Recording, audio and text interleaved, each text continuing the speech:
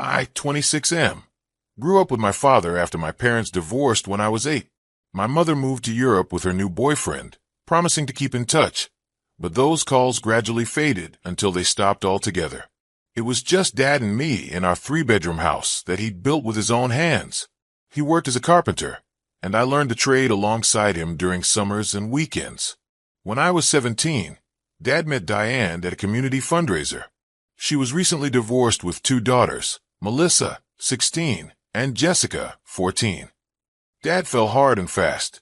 By the time I graduated high school, they were married, and Diane and her daughters moved into our home.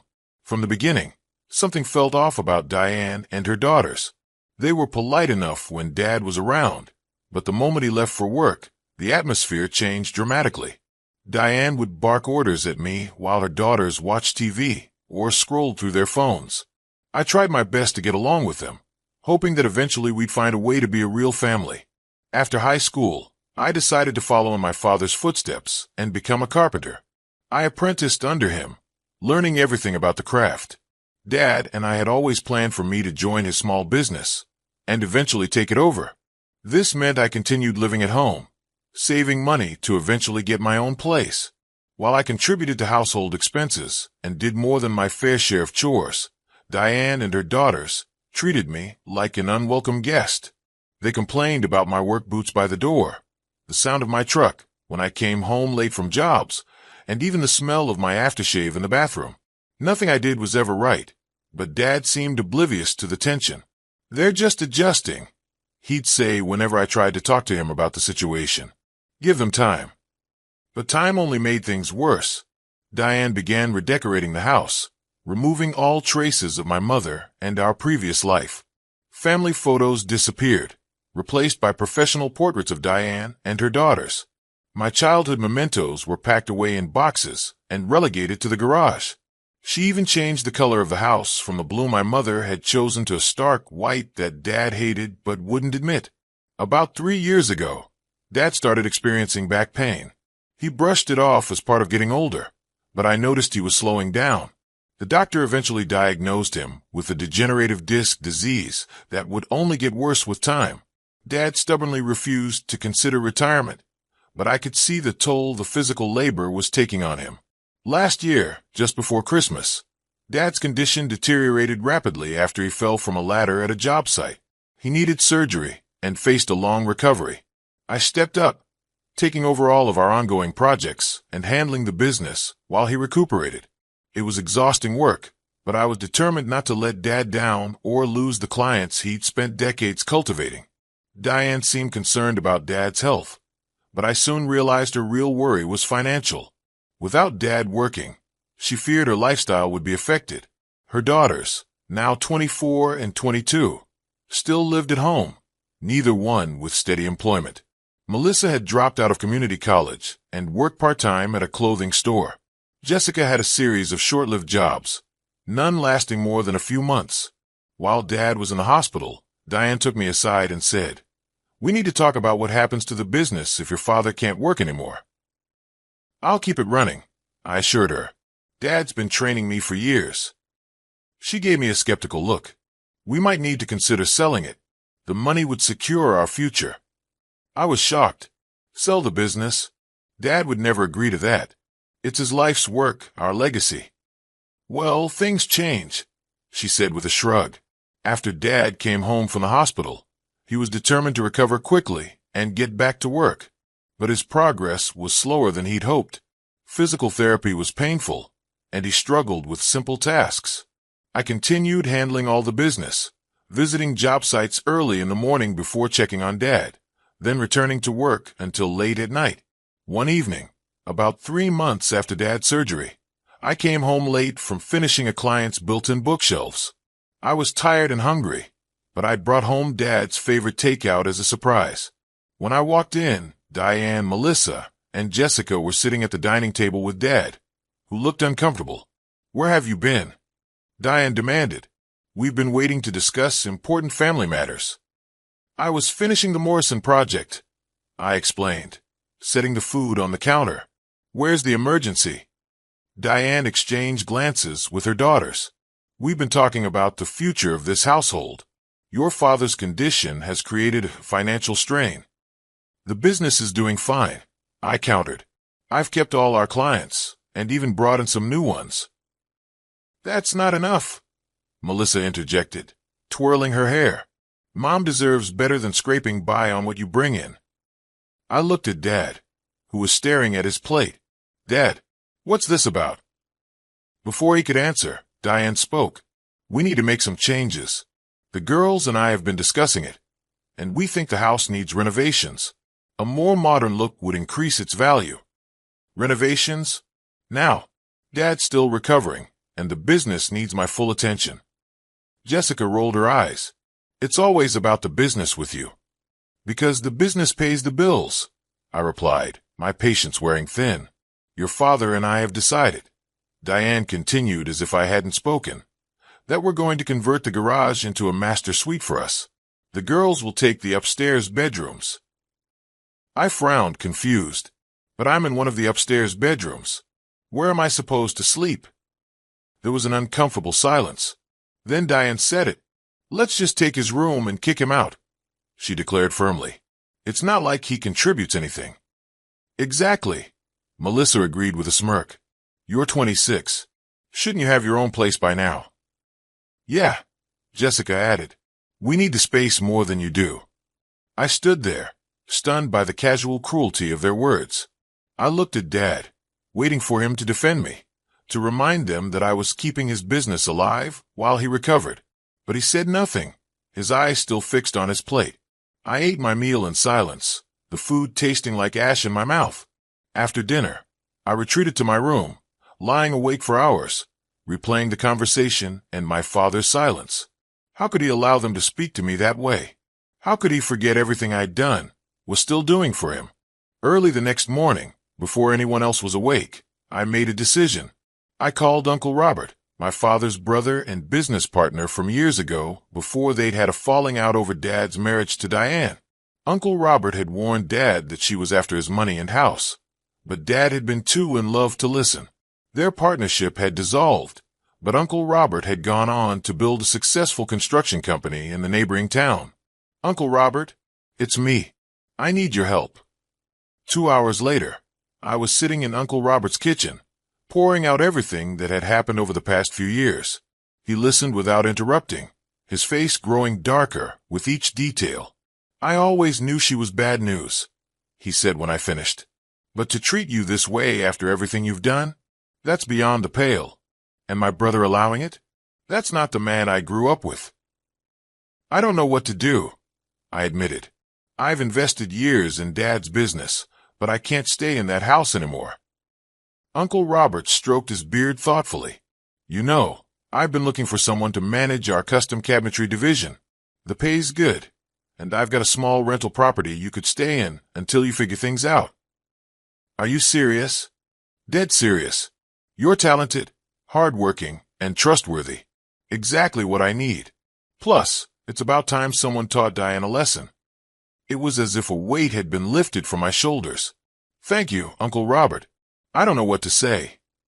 Say you'll start Monday, he replied with a grin. And let me help you with one more thing. When I returned home that afternoon, Diane was out shopping with her daughters. Dad was napping in his recliner, the TV playing softly in the background. I gently woke him. Dad, we need to talk. He blinked sleepily. What's up, son? I heard what Diane said last night, about kicking me out. Dad had the decency to look ashamed. She didn't mean it like that. It's just that with my medical bills and the mortgage. Dad, I've been running the business single-handedly for months. I've kept all your clients happy and even brought in new ones. I've been paying my share of the bills, plus covering extra expenses when needed.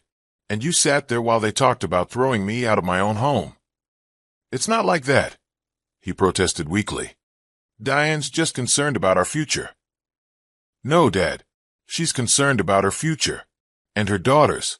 Not mine. And from what I can see, not really yours either. Dad's face flushed. That's not fair. Diane loves me. Maybe she does. But she doesn't respect me. And apparently, neither do you. So I'm leaving. His eyes widened in alarm. Leaving? But what about the business? The current projects? I've already arranged for the Wilson brothers to take over your ongoing jobs. They'll do good work. I've written up detailed notes for each project. But where will you go? What will you do? Uncle Robert offered me a job and a place to stay. Dad's face darkened. Robert? You went to him behind my back. Yes, because he actually values me and my skills. Unlike my own father. That hit home. Dad's expression crumpled. Son, please. I know things have been difficult, but we can work this out. It's too late, Dad. I've made my decision. I'm moving out tomorrow morning.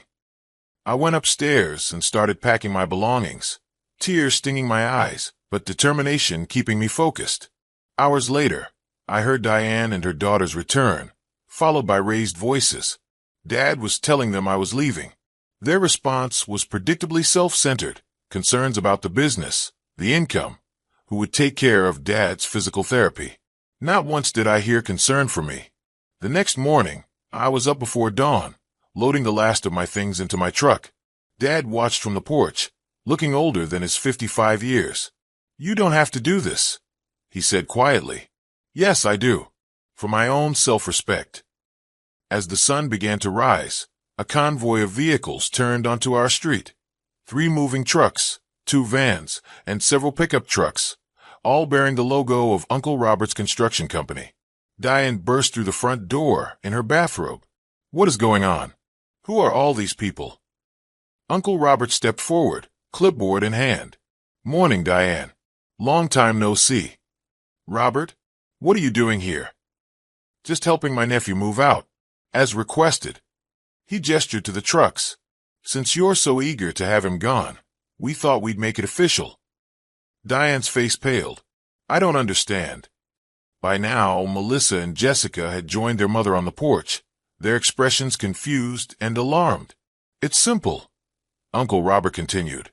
You wanted my nephew out, so out he goes, along with everything he's entitled to.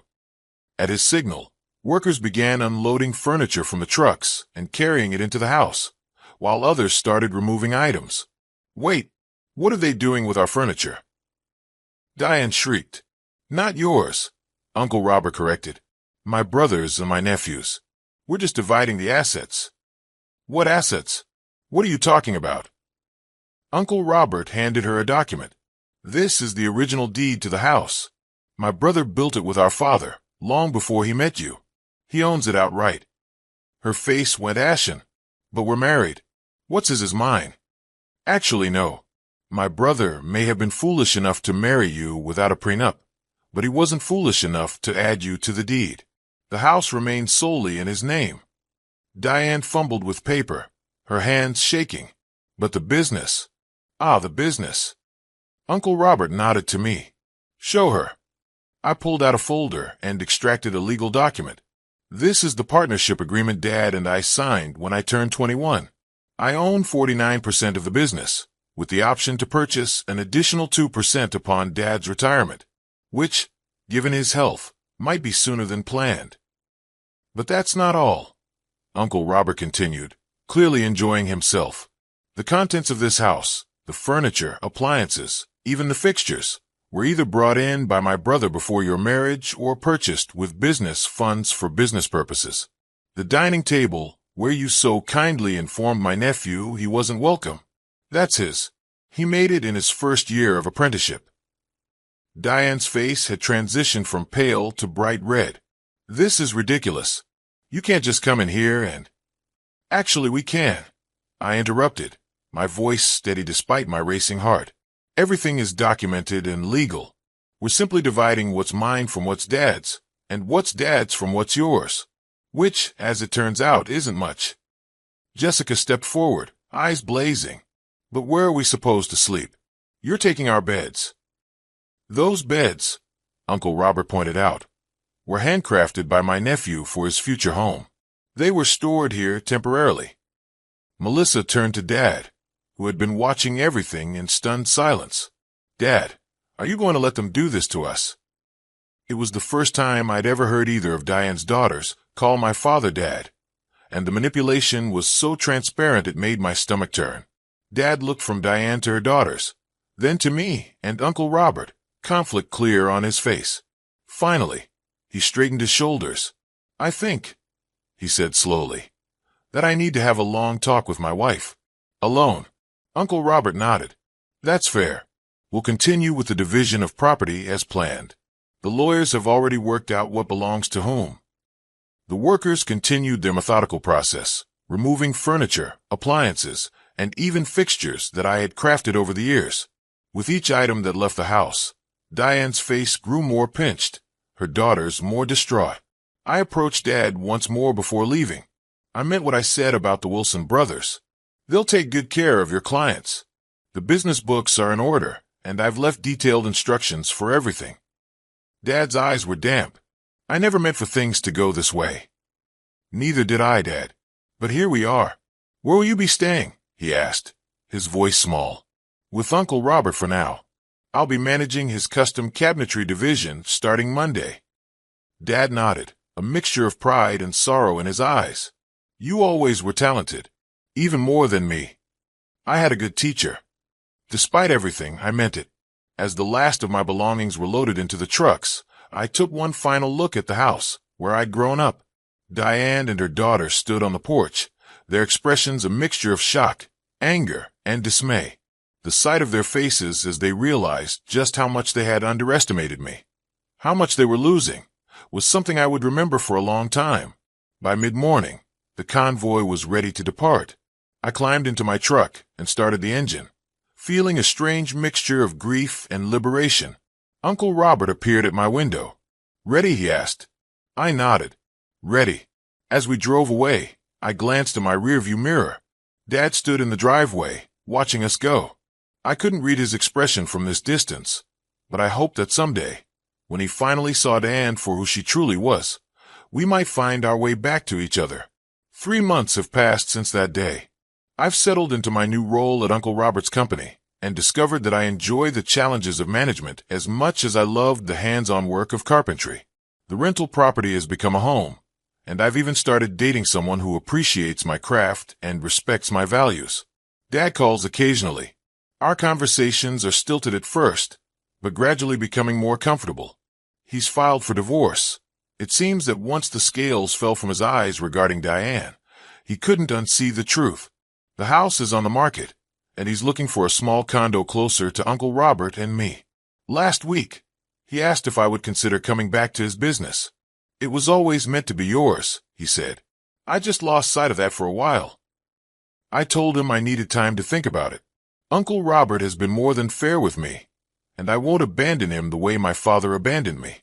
But perhaps, someday, Dad and I might find a way to work together again, this time as true partners, with the respect and appreciation that was missing before. As for Diane and her daughters, I heard they're living in a small apartment across town.